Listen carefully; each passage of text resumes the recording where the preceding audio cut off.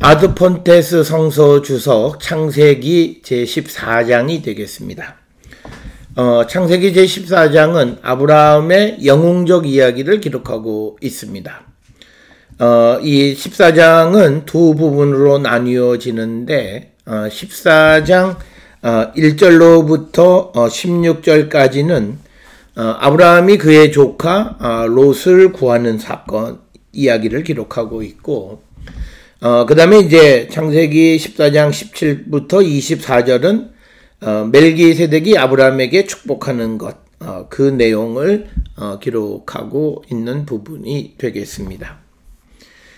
이 창세기 14장에 대해서 많은 주석가들은 이제 그 고고학적인 증거를 통해서 이 이야기를 설명해 보려고 하는데, 특별히 그 프리드만이라고 하는 학자는 창세기 14장과 고고학적인 증거들을 통해서 이것이 초기 청동기 시대로 추정이 된다, 이렇게 주장을 합니다.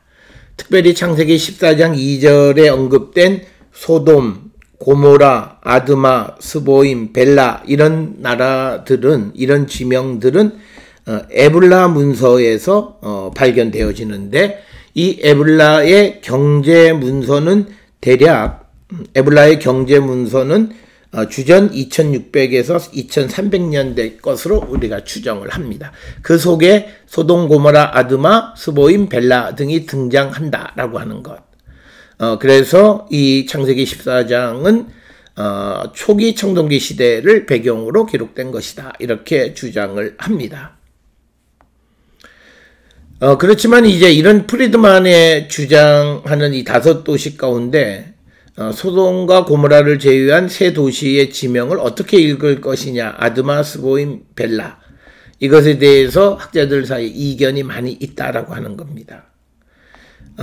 그래서 우리가 이 창세기 14장에 등장하는 지명을 통해서 이 창세기 14장의 시대적 배경이 에블라 문서 시대다라고 주장할 수는 없다라고 하는 이런 반박도 만만치 않게 제시되고 있다라고 하는 겁니다. 이런 것을 통해서 보면 창세기 14장은 어떤 것에 비해서 많은 어떤 그런 그 역사적 근거 또는 역사적인 그런 지명, 이런 요소들이 많이 포함되어 있다라고 하는 것은 사실이다라고 하는 것, 이것을 우리가 기억하시면 되겠습니다. 첫 부분은 1절부터 시작을 해서 16절까지인데 아브라함이 조카 롯을 구하는 사건입니다. 그래서 이제 창세기 14장 1절부터 4절은 큰 두 집단 사이에 전쟁을 묘사합니다. 즉 시날왕, 엘라살왕, 엘람왕, 고임왕이 이제 이들이 이제 소돔왕, 고모라왕, 아드마왕, 스보임왕, 벨라왕, 이렇게 5왕과 전쟁하는 내용을 기록하고 있다라고 하는 거죠. 그래서 시날, 엘라살, 엘람, 고임이 소돔, 고모라, 아드마, 스보임, 벨라 왕과 전쟁하는 내용을 기록하고 있다라고 하는 겁니다. 자, 그래서 오늘 주시는 1절에 당시의 시날왕 아무라벨과 엘라살왕 아리옥과 엘람왕 그돌라오멜과 고임왕 디달리라고 하는 거죠. 여기에 등장하는 이제 네 나라와 네 왕이 이름이 등장을 합니다. 특별히 우리가 이 시날이라고 하는 것은 구약 성경에서 바벨론을 부르는 명칭으로 사용되었습니다. 그래서 수메르와 바벨론을 합하여 부르는 것이 시날이다, 이렇게 되고, 시날 왕의 이름이 아므라벨이라고 하는 겁니다. 이 아므라벨이 누구냐라고 하는 것은 1908년에 샤레더라고 하는 학자가 이 아므라벨을 함무라비와 연결시키려고 노력했지만, 그러나 함무라비가 이제 그 이 유프라테스를 넘어서 서쪽으로 진출한 그런 기록을 찾을 수가 없기 때문에 지금은 지지받지 못합니다. 그러면 아므라벨이 누구냐? 최근에는 바벨론의 비트야킨의 그 왕인 모르닥 발라단이 아마도 아므라벨일 것이다. 이렇게 주장을 합니다. 모르닥 발라다는 수메르그람으로 아마루 우투 이빌라 숨 이거죠. 이거를 우리가 트랜스리터레이터 하면은 마르둑 아필 이디나라고 하는 거죠. 마르둑 아필 이디나. 그래서 이 아카드어 이름을 시브리어로 옮기면서 성서 기자가 정확하지 못하게 옮겼다 이렇게 주장을 합니다. 그래서 아마르라고 하는 것을 이제 아마르와 그다음에 펠이 합해서 아므라벨 이렇게 된 것이다 라고 하는 거죠. 그래서 이 사람을 모르닥 발라단, 그래서 아므라와 벨이 합해서 된 것이다 라고 하는 것을 그렇게 주장을 합니다. 그렇지만 우리가 정확하게 누구냐라고 하는 것을 알기는 사실은 쉽지는 않다라고 하는 것이고요. 이제 두 번째 등장하는 것이 엘라살입니다. 엘라살. 엘라살은 라르사와 동일시합니다. 라르사. 그 다음에 엘라살 왕 아리오겐 구약성경 다니엘 2장 14절에 느부갓네살의 관리로 등장을 하고, 그리고 유디서에서는 엘람의 왕으로 등장을 합니다. 그래서 구약성서의 용리를 통해서 이 이름은 이스라엘 이름이 아니라는 것을 알 수 있다. 그래서 라르사의 왕 에리아쿠를 오늘 우리 본문에 등장하는 아리옥이다라고 이렇게 우리가 주장을 합니다. 에리아쿠를 아르옥과 같은 것으로 이렇게 설명을 하는 거죠. 그 다음에 이제 세 번째 등장하는 것이 엘람 왕 그돌라 오멜입니다. 엘람 왕 그돌라 오멜. 그돌라 오멜이라고 하는 것은 아카도로 쿠도르라말 이렇게 기록을 합니다. 쿠도르라말, 이거를 그대로 음역하는 것이 그돌라 오멜이다 이렇게 얘기합니다. 그 다음에 또 하나 등장하는 것이 고임의 왕 디달입니다. 디달. 고임이라고 하는 말은 히브리어로 백성이라는 뜻입니다. 그래서 나이베르그라고 하는 학자는 이방 백성을 뜻하는 우만만다를 히브리어로 번역한 것이다. 우만만다를 이방 백성을 뜻하는 우만만다를 번역한 것이 고임이다. 이렇게 이야기합니다. 그렇지만 여기에 그 고임 자리에는 어떤 정치적인 집단이 등장해야 되는 거예요.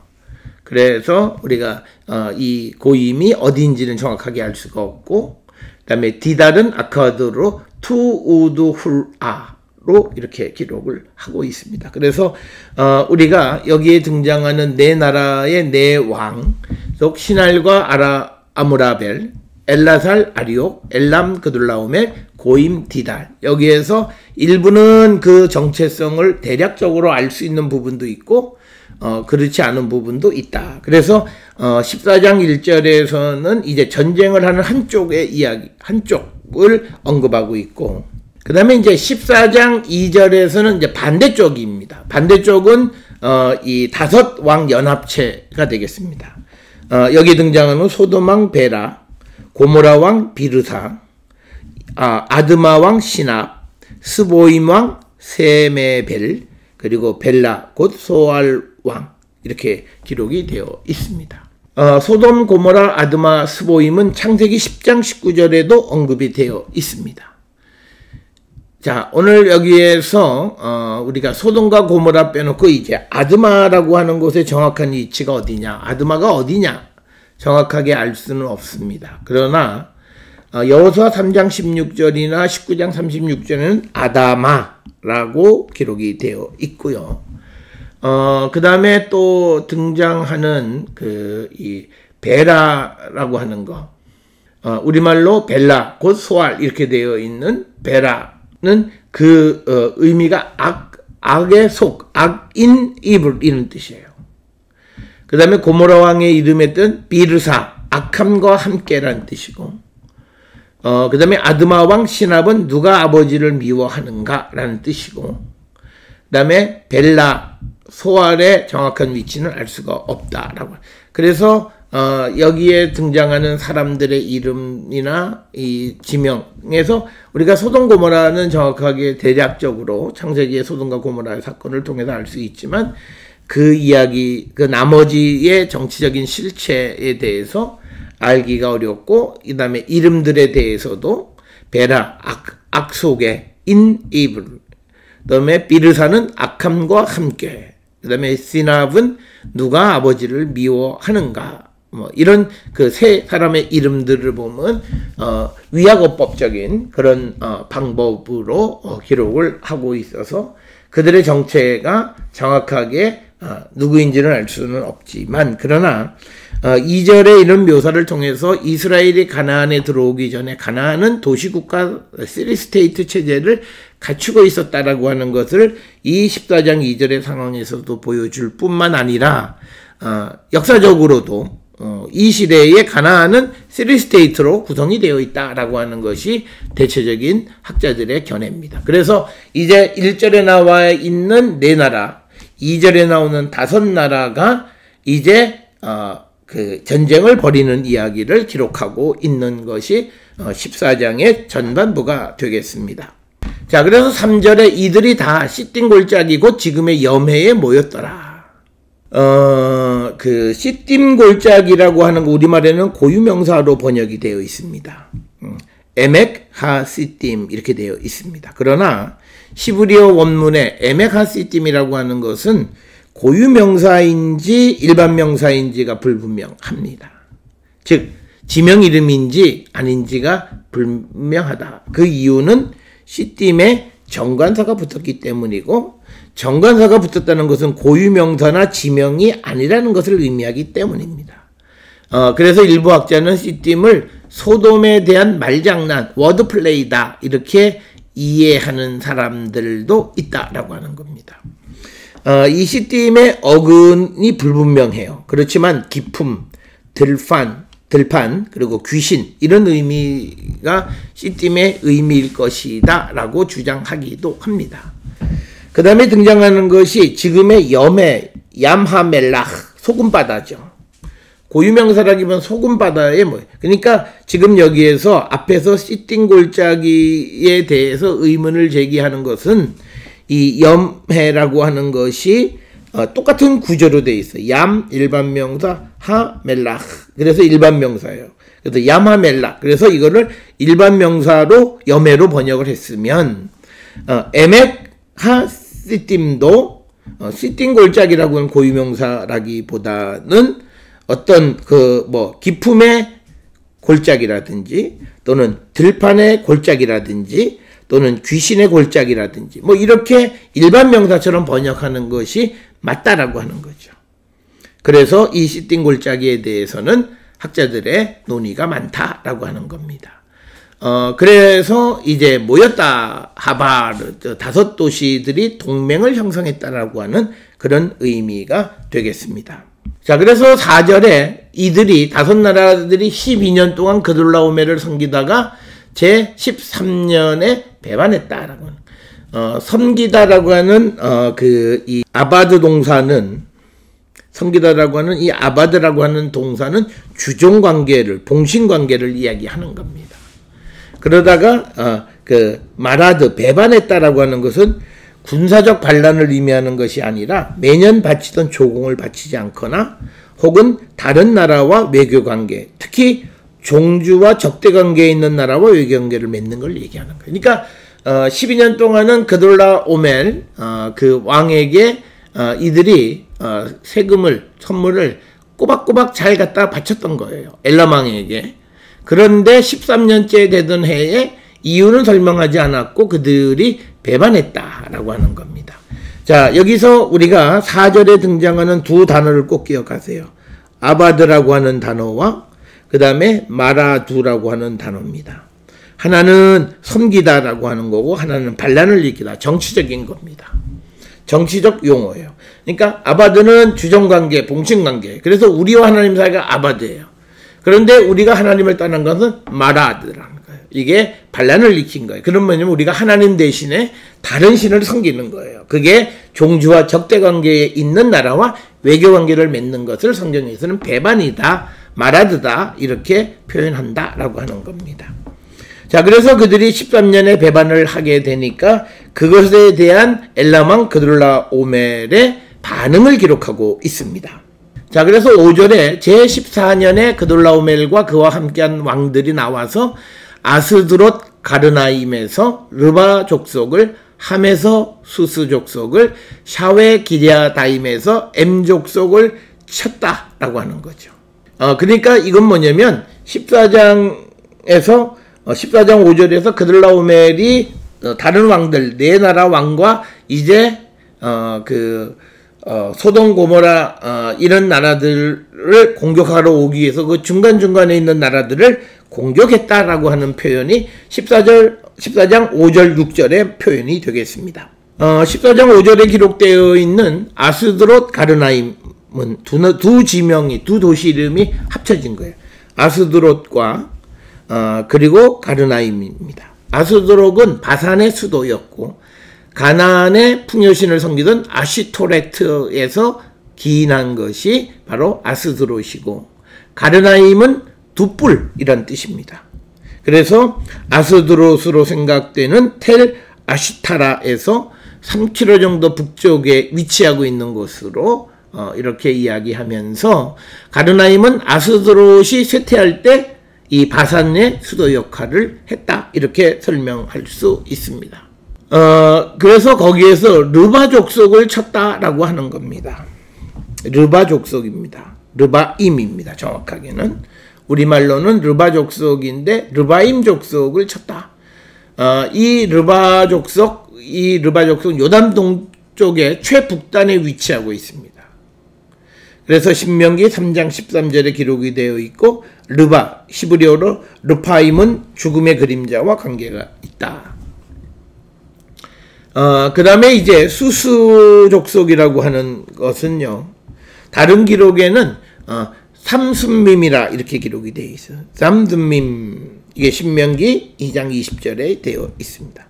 그런데 일반적으로 수스와 삼순밈을 같은 민족으로 이렇게 여기고, 그 다음에 이제 함은 아마도 투트모세 3세의 비문에 기록되어 있는 아마 후마와 같은 도시로 오늘날 이르비드 남쪽 6.5km 그리고 벳산 동쪽 19km의 지점에 있는 텔함으로 추정한다라고 하는 거. 함은 텔함일 것이다.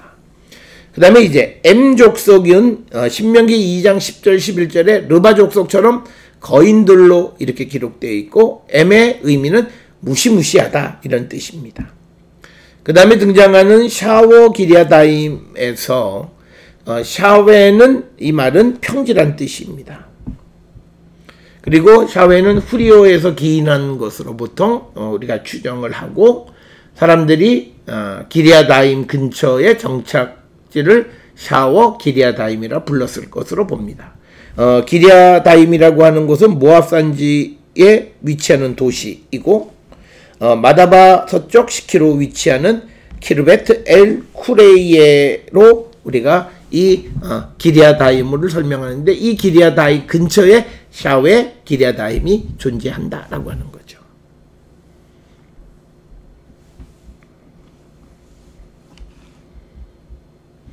그 다음에 6절에 호리 족속을 그 산 세일에서 쳐서 광야 근방 엘바란까지 이르렀다. 여기에서 호리 족속을 그 산 세일에서 쳐서 이거를 번역하면, 직역하면 세일산에 있는 호리 족속을 쳐서 이런 뜻입니다.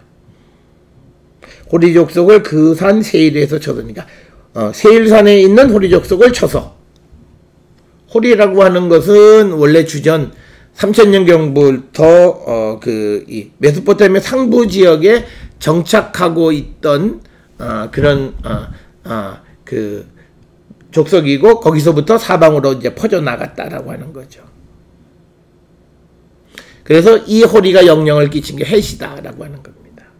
그 다음에 이제 등장하는 것이 엘바란까지 이르렀다라고 하는 엘파란입니다. 어딘지 정확하게 그 위치는 우리가 알 수가 없지만 많은 학자들은 에일랏이라고 생각을 합니다.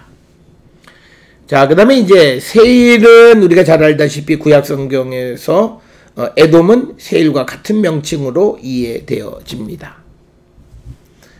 그래서 우리가 창세기 32장 3절에 세일 땅 에돔들 이런 표현이 등장하는 것들을 우리가 볼 수가 있습니다.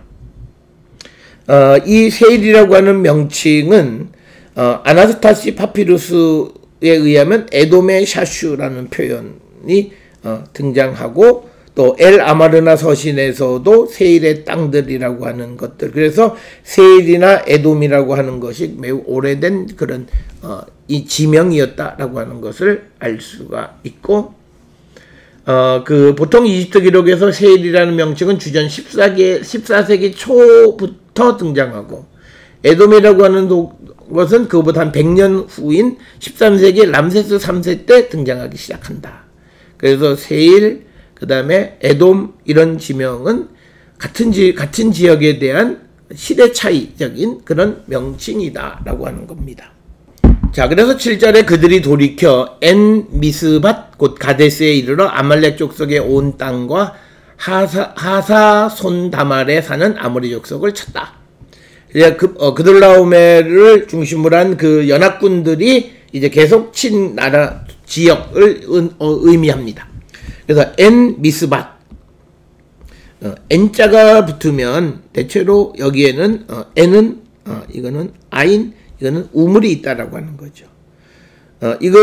엔 미스밧은 가데스 바네아와 같은 곳이다 이렇게 설명을 하고 있고, 가데스 바네아는 우리가 알다시피 브에르시바 남쪽 75km 지점에 위치하고 있는 아인 후데이라트를 오늘날 가데스 바네아다 이렇게 얘기합니다. 오늘날은 이집트 영토에 속해 있고요.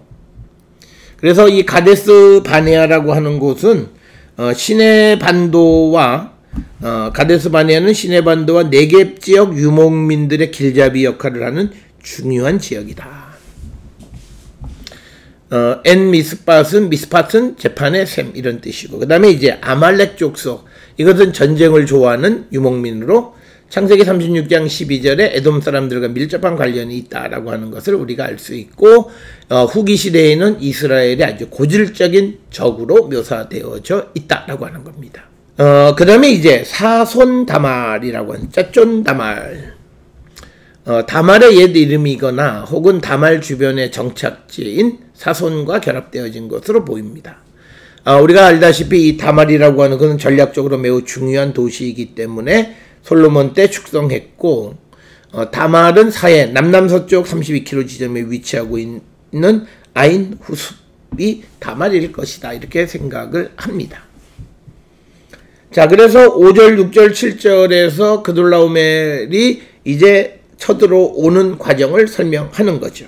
자, 8절은 이에 대한 소돔, 고모라, 아드마, 스보임, 벨라 왕의 반응이죠. 그래서 8절에 소돔 왕과 고모라 왕과 아드마 왕과 스보임 왕과 벨라 곧 소알 왕이 나와서 시딤 골짜기에서 그들과 전쟁하기 위해서 진을 쳤다. 시딤 골짜기에 대한 문제점은 에메가 시딤이라고 하는 것, 이것을 고유명사로 볼 거냐 아니냐라고 하는 것에 대한 논란이 여지가 있다라고 하는 것 말씀을 드렸습니다. 그래서 그 시딤 골짜기에서 전쟁하기 위해서 진을 쳤다라고 하는 겁니다.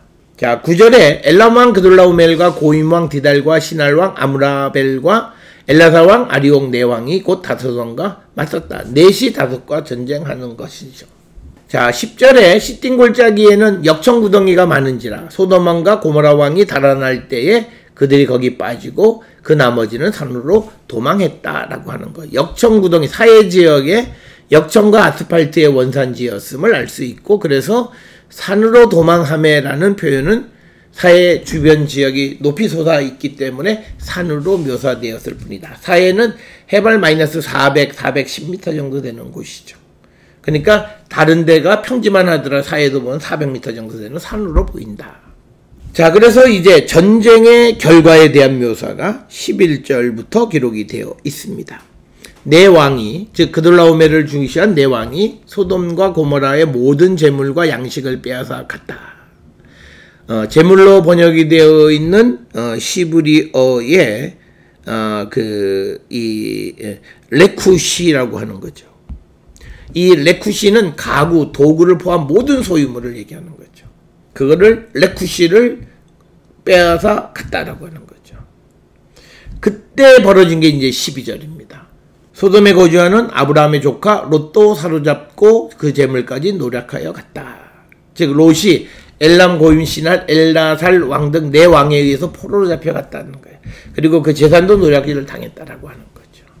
그래서 소돔에 거주하는 롯의 조카, 그러니까 아브라함의 조카 롯이란 표현은 창세기 13장 10절에서 12절의 내용을 표현하고 있는 겁니다. 자, 그래서 여기에서 우리가 보여지는 것은 뭐냐면 12절은 상징적인 기록이라는 거예요. 뭐냐면 이스라엘이 바벨론 포로로 잡혀가는 상황, 그것을 마치 아브라함 때의 조카 롯이 잡혀가는 것, 그것을 다시 아브라함이 믿음의 사람이 가서 구해온다라고 하는 거죠.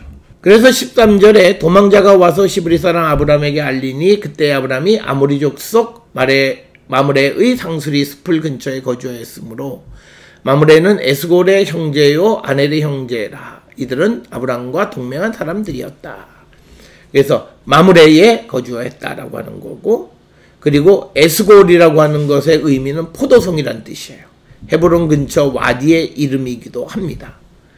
그 다음에 이제 아넬이라고 하는 이름의 의미가 정확하게 뭔지는 알 수는 없습니다. 그러나 역대상 6장 70절에 보면 레위인의 도시로 등장한다. 그래서 마므레, 에스골, 아넬은 헤브론에 살고 있는 귀족의 이름으로 생각하는 학자들도 있다라고 하는 겁니다. 자, 그래서 14절에 아브라함이 그의 조카가 사로잡혔음을 듣고 집에서 길리고 훈련된 자 318명을 거느리고 단까지 쫓아갔다. 즉 아브라함의 소식을 접하고 자기 집에서 훈련한 사병 318명을 거느리고 단까지 쫓아갔다라고 하는 겁니다. 왜 318명이냐라고 하는 거죠. 그런데 이거에 대해서 우리가 의미를 발견하기는 어렵습니다. 그런데 한 가지 이집트의 아메노테 3세의 기록에 의하면 318은 수많은 사람의 수를 나타낼 때 318이다 이렇게 이야기를 하고 있고, 그 다음에 이제 일리아드의 기록에 의하면 나흘 동안의 전쟁 가운데 죽인 자의 수가 318명. 그래서 그 318명이라고 하는 것은 많다라고 하는 그런 상징적 의미를 가진 수다라고 하는 거고, 랍비들은 이 318은 창세기 15장 2절에 기록되어 있는 아브라함의 종 엘리에셀의 이름을 숫자의 합이 318이라는 거죠. 자, 이 이름의 숫자라고 하는 것은 알렙은 1, 그 다음에 두 번째 라메드는 30, 그 다음에 유드는 10, 아이는 70, 그 다음에 사이는 7, 레시가 200, 이걸 합하면 318이다. 그래서 랍비들은 318이라고 하는 것은 엘리에셀의 이름의 합이기도 하다라고 하는 겁니다. 자, 그래서 이스라엘 용터의 최북단인 단까지 가서 그들을 다시 데리고 왔다라고 하는 겁니다. 자, 그래서 14장 15절에 그가 그의 가신들이 나누어 밤에 그들을 쳐부수고 다메섹 왼편 호바까지 쫓아갔다. 호바라고 하는 곳은 다메스커스 북쪽 25km에 위치하고 있는 칼분이다라고 이렇게 이야기하고, 가신들이 나누어, 이것은 아브라함이 자신의 군대 여러 대로 나누었다는 거죠. 이런 것은 기드온이 군대를 세 대로 나누었다는 것처럼 전략적으로 군사를 운영하는 방식 중에 하나이고요. 또 투트모세 3세 때에도 보면 가데스 왕과 전쟁할 때도 군대를 세 대로 나누었다 이렇게 기록하고 있는 것을 볼 수 있습니다. 그래서 아브람도 자기의 가신들을 나누었다라고 하는 거죠. 그래서 16절에 모든 빼앗겼던 재물과 자기의 조카 롯과 그의 재물과 또 부녀와 친척을 다 찾아왔다. 아브라함이 모든 것을 회복시켰다라고 하는 내용이 16절까지입니다. 그래서 이 16절은 이 메소포타미아의 세력이 와서 가나안에 있던 사람들을 데려가면서 그 중에 아브라함의 조카인 롯을 데리고 갔을 때 아브라함이 다시 데리고 왔다. 그래서 이 이야기를 통해서 보여지는 것은 뭐냐면 바벨론 포로로 간 사람들에게 희망의 메시지, 비록 그들이 잡혀갔지만 곧 구해줄 것이다 라고 하는 희망의 메시지이다 라고 하는 겁니다. 자, 이어지는 창세기 14장 17절부터 20절입니다. 이것은 멜기세덱이 아브라함에게 축복하는 내용으로 기록되어 있어요. 멜기세덱은 우리가 잘 알다시피 시편 110편 4절에 여호와께서 왕에게 제사장 직분을 주신다는 것을 말할 때 언급하는 거예요. 즉 혈통의 계열을 따르지 않고 하나님이 주실 때 그때 멜기세덱의 반차를 따른다. 이런 표현이 가능하고 히브리서 5장 이하 7장에서는 멜기세덱은 예수 그리스도께서 대제사장인 것을 설명할 때, 즉 레위 지파가 아닌 예수님이 어떻게 대제사장이 되셨는가를 설명할 때 바로 이 멜기세덱을 예로 든다라고 하는 겁니다. 그래서 예수님은 레위의 족보를 따른 것이 아니다 라고 하는 것을 강조할 때 이 멜기세덱을 사용하고 있다. 멜기세덱이 살렘의 제사장이라는 사실은 앞으로 예루살렘이 예배의 중심이라는 사실과도 밀접한 관련이 있는 그런 내용이 되겠습니다. 자, 17절에 아브라함이 그돌라오멜과 그와 함께한 왕들을 쳐부수고 돌아올 때에 소돔 왕이 사회 골짜기 곧 왕의 골짜기로 나와 그를 영접했다라고 하는 거죠. 즉 왕의 골짜기로 와서 이제 아브라함이 돌아오는 것을 소돔의 왕이 영접했다라고 하는 겁니다. 이 사회 골짜기, 왕의 골짜기에 대한 언급은 우리가 잘 알다시피 사무엘하 18장 8절에도 언급이 되어 있습니다. 그래서 이 사회 골짜기는 신놈의 골짜기와 기드론 골짜기에 만나는 부분이 사회 골짜기가 아니겠는가 이렇게 이야기를 합니다. 그럴 때 살렘 왕 멜기세덱이 떡과 포도주를 가지고 나왔으니 그는 지극히 높으신 하나님의 제사장이었다. 그래서 멜기세덱은 살렘의 왕이면서 제사장, 그러니까 이 말은 프리스트 킹이라는 개념이에요. 제사장이면서 왕인 개념. 이것은 주전 3200에서 2900년 사이에 오륙 제3기 시대의 통치자들은 전부 다 프리스트 킹이에요. 그러니까 이 멜기세덱도 프리스트 킹이라는 거죠. 살렘은 시편 76편 3절에서는 시온과 평행되는 이름으로 등장하기도 합니다. 그 다음에 등장하는 것이 지극히 높으신 하나님. 이 말은 엘 엘리온이라는 거죠. 히브리어 엘 엘리온, 지극히 높으신 하나님. 이거는 창세기 14장 22절에 보면 엘 엘리온은 여호와와 동일시되어진다.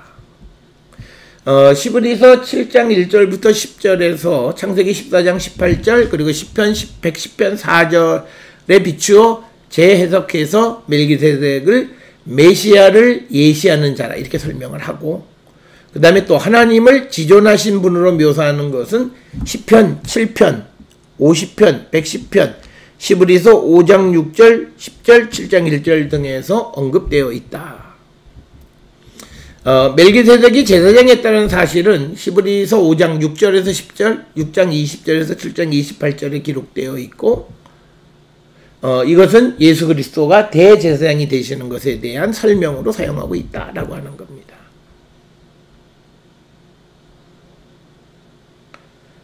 특히 여기에서는 세 가지 점을 강조하는데, 창세기의 멜기세덱의 족보에 대하여 침묵하며 레위 지파도 아닌 멜기세덱이 제사장이 되었던 것처럼 예수 그리스도도 불멸의 생명의 능력을 따라 영원한 제사장이 되었음을 강조하는 것. 첫째. 또 하나는 멜기세덱이 아브라함을 축복한 것을 통해서 히브리서 7장 7절에 낮은 자가 높은 자에게서 축복을 받느니라고 언급하고 있는 그것을 설명하는 데 사용하고 있고, 그 다음에 셋째, 아브라함이 멜기세덱에게 10분의 1을 드린 것처럼 멜기세덱의 10분의 1을 받을 만큼 높은 사람이라는 것을 강조하고 있다라고 하는 겁니다.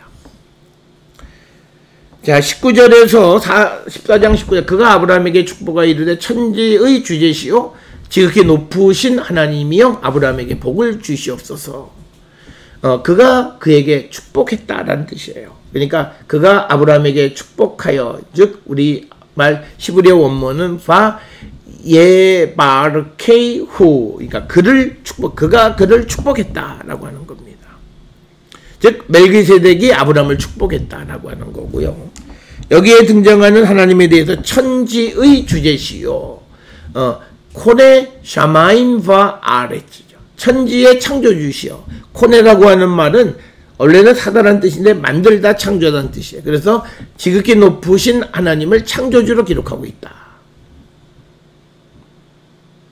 그래서 히브리 동사, 카나 동사가 일반적으로는 사다, 얻다라는 뜻이 있지만 창세기 4장, 출애굽기 15장, 시편 이런 데에서는 창조하다라고 하는 뜻을 갖기도 한다라고 하는 겁니다. 자, 20절에 너희 대적을 내 손에 붙인 지극히 높으신 하나님을 찬송할지로다 하매 아브라함이 그 얻은 것에서 10분의 1을 멜기세덱에게 주었다. 이 14장 20절에서는 전형적인 성전의 개념이 뭐냐면 대적을 너희 손에 붙이신 지극히 높으신 하나님, 승리를 하나님이 주셨다는 거예요. 이거를 우리가 흔히 성전, 홀리워의 개념이에요. 하나님이 원수를 이스라엘 손에 넘기셨기 때문에 전쟁에서 승리했다는 의미예요. 그래서 오늘 이 아쉘, 미겐 이렇게 되는 거죠. 붙이셨다, 넘기셨다는 뜻이에요. 미겐, 히브리어의 미겐. 그 다음에 마세르 10분의 1이라고 하는 겁니다. 즉 아브라함은 전리품의 10분의 1을 준 거예요. 원래 전리품 나누는 것은 민수기 31장 25절로부터 이 41절까지 기록되어 있어요. 31장 27절에 의하면 전리품을 둘로 나누어 전쟁에 나갔던 군인, 회중 이렇게 나누는 거죠. 그래서 전쟁에 나갔던 자들의 몫의 0.2%를 여호와께 드리고 회중이 받은 것의 2%를 여호와께 나누어 주는 거죠. 그래서 전체 받은 것의 1.1%를 하나님께 드리도록 되어 있어요. 그렇지만 왕에게 10분의 1을 주는 관습은 우가리 지역에서 우리가 쉽게 발견할 수 있다. 그러나 이 구절을 11조의 근거로 보기는 어렵다라고 하는 겁니다. 왜냐하면 이건 전리품이기 때문에. 그래서 아브라함이 그 얻은 것에서 10분의 1을 멜기세덱에게 주었더라.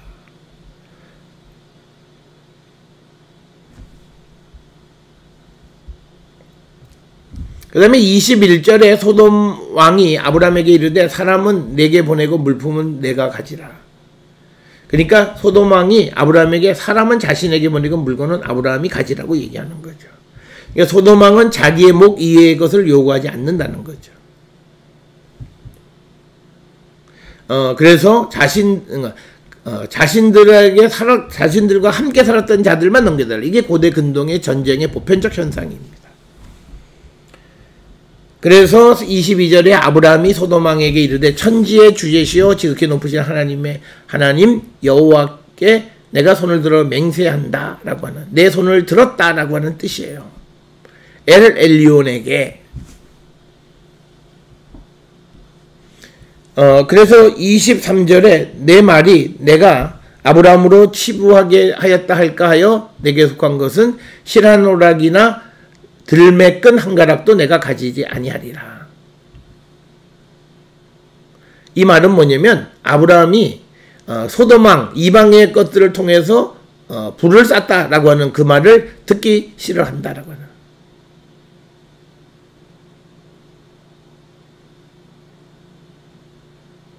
그래서 이 말 내가 아브라함으로 치부하게 했다. 즉 아브라함이 부자가 되게 했다라고 하는 말, 소돔 왕이 그런 말 하는 것을 듣기 싫어했다는 거예요. 그래서 내가 너의 것은 하나도 가지지 않겠다 이렇게 이야기하는 거죠. 이런 내용은 고대 근동에서도 유사한 이야기가 있습니다. 우가리 왕 니크마두라고 하는 원수들을 그 원수들에 의해서 약탈당했을 때 그의 종주였던 히타이트의 슈필룰리우마가 그를 구해줍니다. 그래서 니크마두가 감사의 표시로 선물을 보냈지만 슈필룰리우마 왕은 그의 충성심을 확인한 후 니크마에게 속한 것은 아무것도 손대지 않았다라고 하는 겁니다. 그러면서 24절에 오직 젊은이들이 먹은 것과 나와 동행한 아넬과 에스골과 마므레의 분깃을 제할지니 그들이 그 분깃을 가질 것이다.